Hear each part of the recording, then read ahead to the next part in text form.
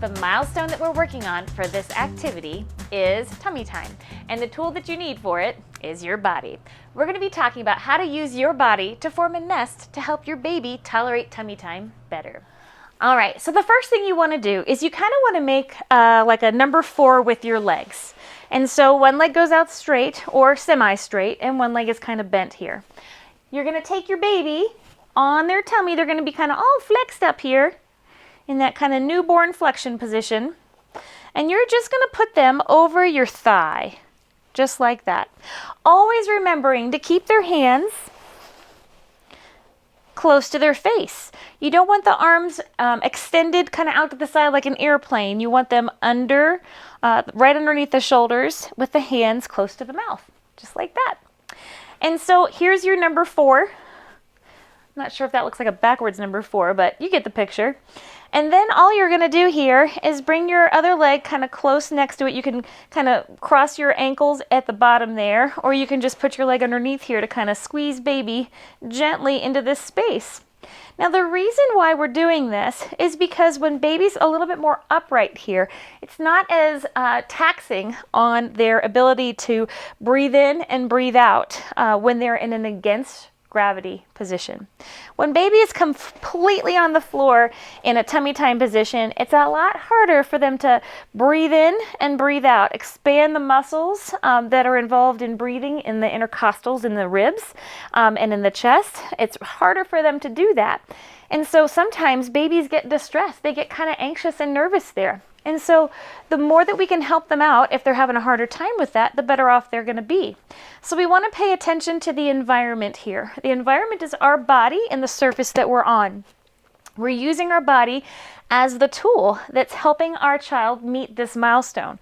The way that we're using our body is to provide security and to provide boundaries for the baby too. The baby knows that they've got something underneath them. They've got something behind them. They can feel pressure in their little feet and maybe in their little trunk here too, because our hands are going to be on our little baby. The other thing about our environment is our baby can smell us and they can feel the squishiness of us here too. And they can hear our voice as we talk to other people or talk to them or sing to them too. So we're providing a nice nurturing space for tummy time to happen so that they can feel, that they're connecting with us, we're connecting with them, while they're also working on a real fundamental skill here. Now, if your leg tends to get kind of soupy with all that wonderful little baby drool, you can always put a little blanket over your leg here. And you can make that space of your nest here a little bit smaller if your baby's smaller. And if you're a little bit more flexible, you can kind of scoot your legs in together here to form a nice, secure little nest for your little baby. As their legs get a little bit bigger and as they get a little bit stronger, you might loosen up your nest a little bit so they can kind of rock back and forth here. And again, this position allows for all that really nice extension in their trunk here. So this would be their spinal extensors and their neck extensors. It allows for their pecs to work a little bit here so they can push up. It allows for their pelvis to kind of come down and rotate a little bit in this position too. So that's all that gross motor work we were talking about that helps form a strong foundation for athleticism. And then their hands are able to get to their mouth. Now this is a twofer here, because when their hands get to their mouth, they're learning more about how their fingers move and how they move independently of one another. They also learn about all the structures inside their mouth. They learn about whenever they put their hand in their mouth, where their tongue needs to go. And that's the foundation for speech and language development, and also for feeding skills. So they're moving their hands all across their face, getting really nice input into the cheek area and the lip area, all so important in learning how to use their mouth functionally for talking and eating and using their hands too. So using your body as a little nest here, I'm going to move my body a little bit here so you can see. So baby's going to be in more of that flex position there, and just kind of embracing that baby with your legs while they're working on these skills.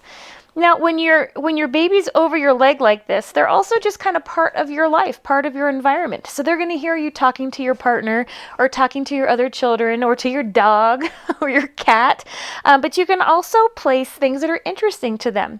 I would caution against any digital media at this point in your baby's life, but just even providing a short to the ground mobile or a play gym that they can just watch, or high contrast images, maybe some blankets with some interesting patterns on it too here, is going to be great to keep their attention and allow for that novelty in their environment.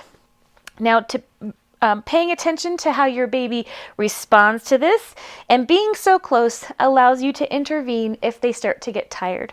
Remembering that this position requires a lot of strength and stability, a lot of cognitive work to be able to visually pay attention to the world, and also to just hold the position requires a lot of cognitive thinking energy, not just the motor skills here. So their endurance can be challenged with that too. As your baby gets stronger, you can move off of the larger part of your leg and come down to the smaller part of your leg. And baby might continue to get stronger here. They're not quite as flexed, and they can work on that trunk strength and shifting their weight back over their knees and their hands too while looking side to side.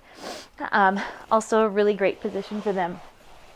I'm just going to move sideways here so you can see it a little bit better. So, and then if you want to create more of a stable surface, you can just lift your leg up and make like a little table there for them too. And you can also stack your legs like this. Again, always keeping that little nest and keeping your hands on your baby so that they feel strong and secure in your little nest. So that's how you can use your body as a tool to help your baby manage that tummy time position. In this video, you learned how to use your body to help your baby meet their developmental milestone of tummy time. How cool is that, right? Your call to action is to practice this skill and reflect in your playbook about what worked and what didn't work. What might you change about how you position your body or what you present to your baby during their time on their tummy?